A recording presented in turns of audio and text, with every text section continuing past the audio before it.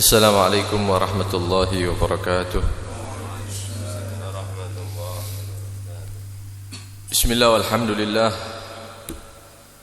wassalatu wassalamu ala rasulillah Sayyidina maulana Muhammad ibn Abdullah wa ala alihi wa sahbihi wa man walah, wa la hawla wa la quwata illa billah, amma ba'd. Dikatakan bahwa bagi orang yang beriman sudah seharusnya menanamkan cinta dalam hatinya kepada Allah Subhanahu wa taala, sehingga tidak ada yang lebih dia cintai di dalam hati melebihi Allah Subhanahu wa taala, dan tidak ada yang dicintai di dalam hati kecuali Allah Subhanahu wa taala. Dan perlu dipahami bahwa sebab munculnya cinta dalam hati manusia itu, yang pertama karena kita menyaksikan kesempurnaan, keindahan dari apa yang kita cintai. Atau sebab yang kedua, karena kita mendapatkan pemberian-pemberian, kebaikan-kebaikan daripada sesuatu yang kita cintai. Kalau boleh dicontohkan, kita cinta kepada pasangan kita, istri misalnya, atau istri cinta kepada suami. Itu diantara penyebabnya karena menyaksikan kesempurnaan di dalam orang yang dia cintai, baik keindahan, kesempurnaan dalam bentuk rupanya atau dalam akhlaknya, perilakunya, atau dua-duanya. Punya pasangan misalnya wajahnya cantik, kemudian akhlaknya bagus, maka muncul dalam hati seorang suami cinta, penyebabnya karena menyaksikan kesempurnaan.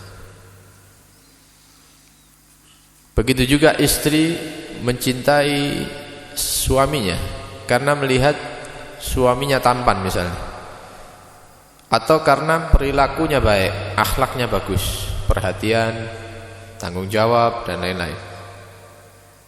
Maka muncul rasa cinta, penyebabnya menyaksikan kesempurnaan atau keindahan yang ada dalam manusia yang dia cintai. Itu penyebab pertama. Sebab munculnya cinta karena menyaksikan kesempurnaan atau keindahan terhadap apa yang dia cintai. Penyebab yang kedua,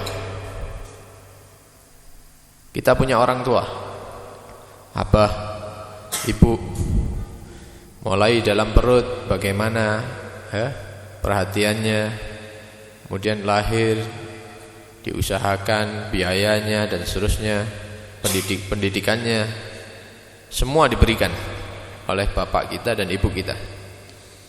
Maka anak cinta kepada orang tua karena menyaksikan begitu banyak pemberian orang tua yang dia berikan kepada putranya atau putrinya. Maka penyebab munculnya cinta dalam hati anak adalah karena dia banyak mendapatkan pemberian dari orang yang dia cintai. Maka para ulama mengatakan sebab munculnya cinta dalam hati kita itu, satu karena melihat kesempurnaan, keindahan, atau dua karena kita sering mendapatkan pemberian-pemberian, kebaikan-kebaikan. Tapi bukan itu yang kita bahas. Kalau kita mau menyatakan saya cinta kepada sesuatu karena keindahan, karena kesempurnaan, maka perlu kita ketahui bersama, kesempurnaan, keindahan, keagungan itu semuanya milik Allah Subhanahu wa taala. Tidak ada yang menyamai kesempurnaan, keindahan, dan keagungan Allah Subhanahu. Tidak ada yang bisa menyerupai itu. Bagaimana kalau kita menyaksikan sesuatu itu kita anggap indah? Misal kita melihat wajah orang tampan atau perempuan yang cantik, atau kita melihat pemandangan yang sangat indah, naik ke gunung atau duduk di sebelah pantai misalnya. Itu secara tidak langsung pikiran kita, otak kita, hati kita menyatakan ini adalah sesuatu yang indah. Keindahan muncul, kesempurnaan muncul dalam benda-benda tersebut. Maka kita perdalam lagi apa yang nampak daripada apa yang kita saksikan, semuanya itu sumbernya daripada Allah Subhanahu wa ta'ala. Kalau Allah tidak menciptakan keindahan dalam benda-benda tersebut, tidak nampak indah. Bahkan benda-benda tersebut itu sebelumnya tidak ada. Siapa yang mengadakan? Allah Subhanahu wa ta'ala. Semua yang kita anggap indah sumbernya dari Allah, dan itu sebelumnya tidak ada, kemudian diadakan oleh Allah Subhanahu wa ta'ala. Jadi semuanya ini kembali kepada Allah. Semua kesempurnaan, keindahan, keagungan itu Allah yang memberikan, bahkan Allah yang mengadakan, sebelumnya tidak ada. Jadi kalau kita mau cari siapa sih yang paling pas untuk kita cintai nomor satu, yaitu Allah. Tidak ada lagi. Nah, yang kedua, kalau kita mencintai sesuatu karena banyak memberikan pemberian, bukankah kita menyaksikan kebaikan-kebaikan, anugerah-anugerah, kemuliaan-kemuliaan, ya, yang kita saksikan semuanya ini berupa nikmat. Kadang-kadang nikmat itu tidak diberikan kepada orang lain, tapi diberikan khusus untuk kita. Perlu kita ketahui semuanya itu adalah anugerah pemberian Allah Subhanahu wa ta'ala. Berapa banyak kebaikan yang telah disampaikan kepada kita oleh Allah, berapa nikmat yang telah diberikan kepada kita selama ini, mulai kita di dalam perutnya ibu sudah mendapatkan nikmat sampai hari ini. Dan itu bersumber dari Allah Subhanahu wa ta'ala. Maka Allah Subhanahu wa ta'ala adalah Tuhan kita, ya, Raja kita, yang menciptakan kita, yang memberi petunjuk kita, yang mematikan kita nantinya, yang menghidupkan kita.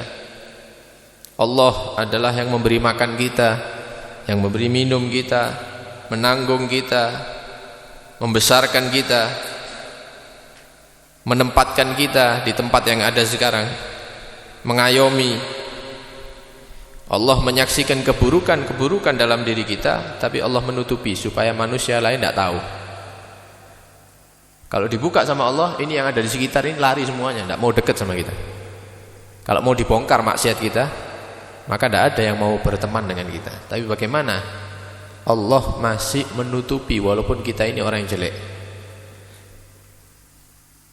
Kemudian kalau kita mau beristighfar, minta ampun kepada Allah, Allah mengampuni kita.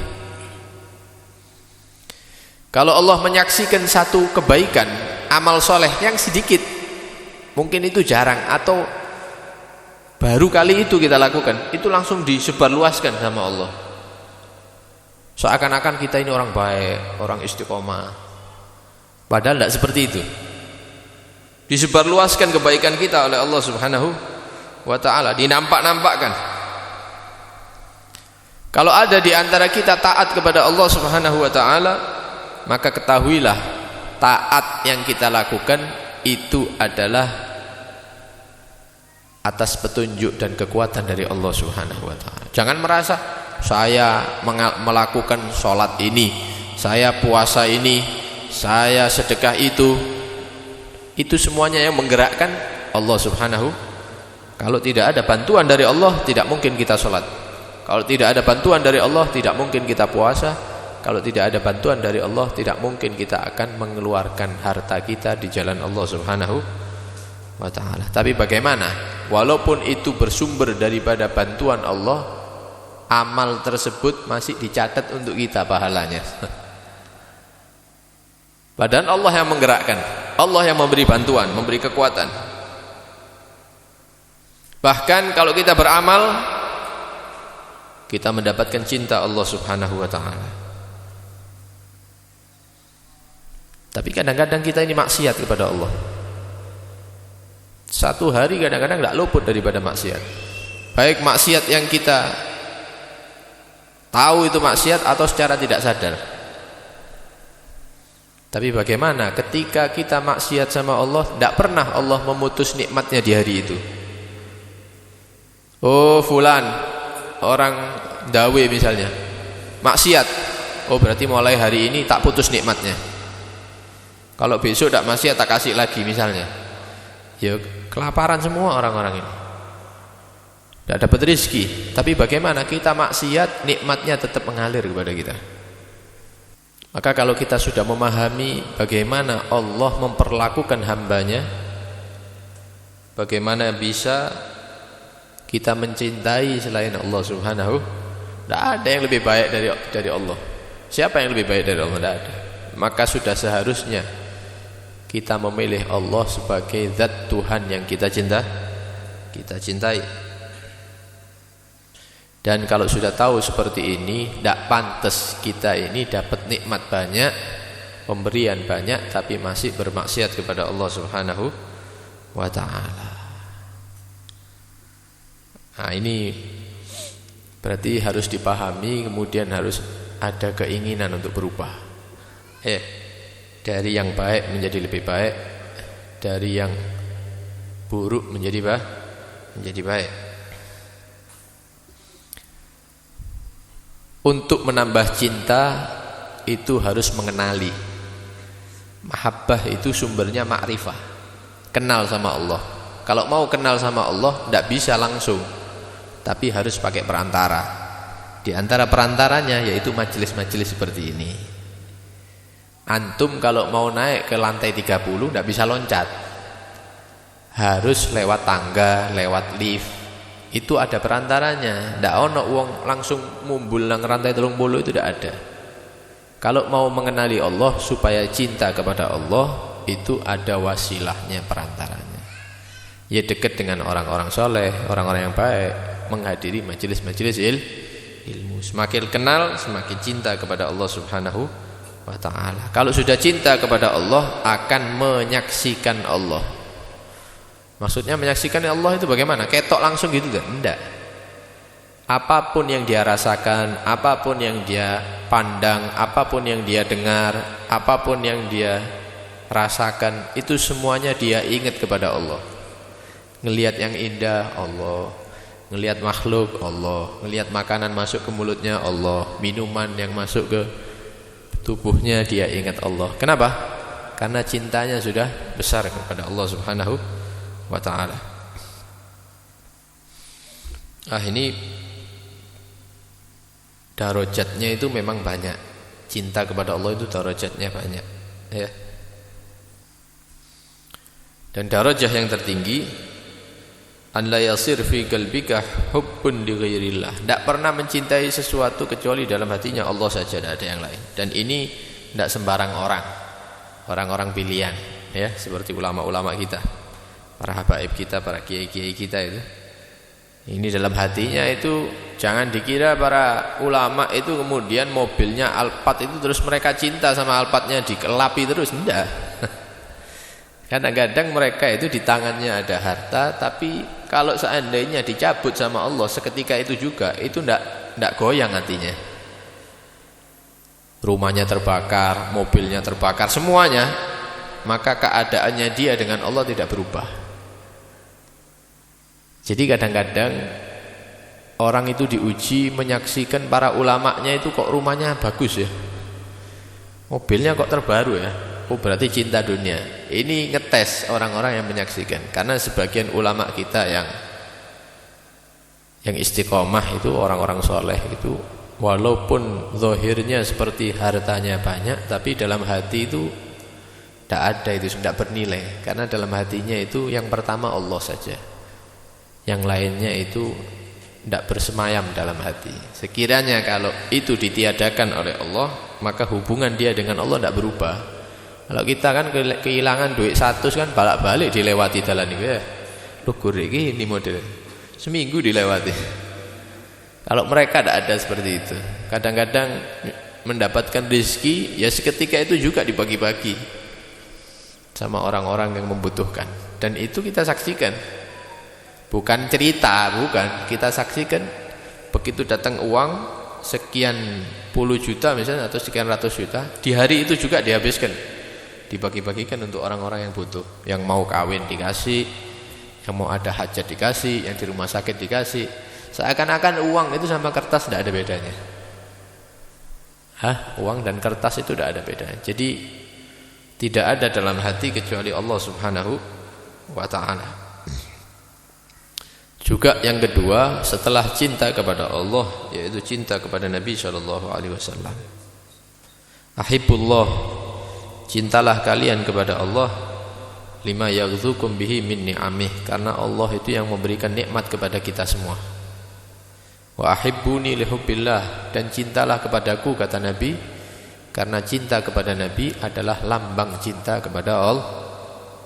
Kalau ada orang ngaku cinta sama Allah tapi tidak beriman sama Nabi, maka cintanya tertolak. Cinta kepada Allah tertolak. Wa ahibbu ahla baiti lihubbi, dan cintailah keluargaku, kata Nabi, sebagai lambang cinta kepada aku. Kalau ada orang menyatakan cinta Allah, cinta Nabi, tapi benci dengan keturunannya Nabi, maka cintanya ditolak, batal. Ada orang ngaku cinta kepada kita, tapi melukai putra-putri kita, ya otomatis kita tidak mungkin cinta kepada orang tersebut.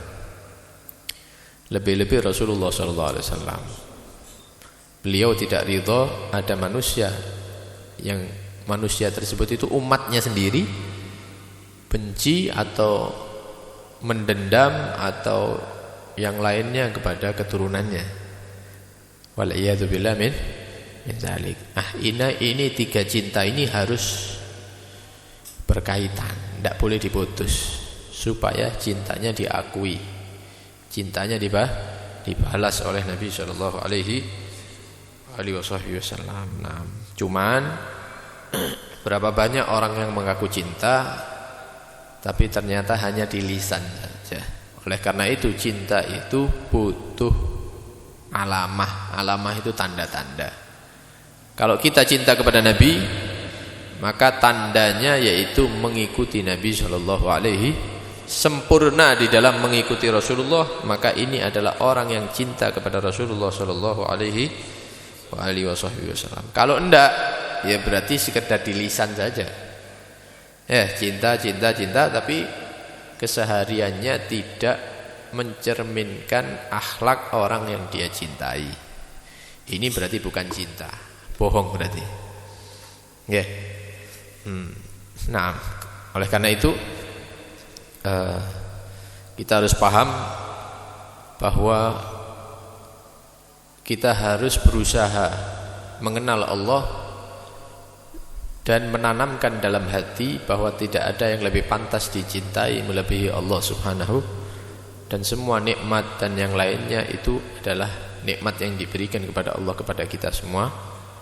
Maka tidak pantas kita bermaksiat kepada Allah Subhanahu wa ta'ala. Juga cinta kepada Rasul, karena cinta kepada Rasul adalah lambang cinta kepada Allah. Cinta kepada Ahlul Bait, keluarga Nabi, sebagai tanda cinta kepada Rasulullah sallallahu alaihi wasallam. Mudah-mudahan kita dijadikan orang-orang yang cinta kepada Allah, cinta kepada Rasulullah sallallahu alaihi wasallam, cinta kepada Ahlul Bait Nabi sallallahu alaihi wasallam. Mudah-mudahan kelak dikumpulkan bersama mereka, bersama Nabi Muhammad sallallahu alaihi wasallam di surga Allah. Amin. Allahumma amin. Sallallahu alaihi wasallam Muhammad wa alihi wasallam. Alhamdulillahirabbil alamin. Wassalamualaikum warahmatullahi wabarakatuh.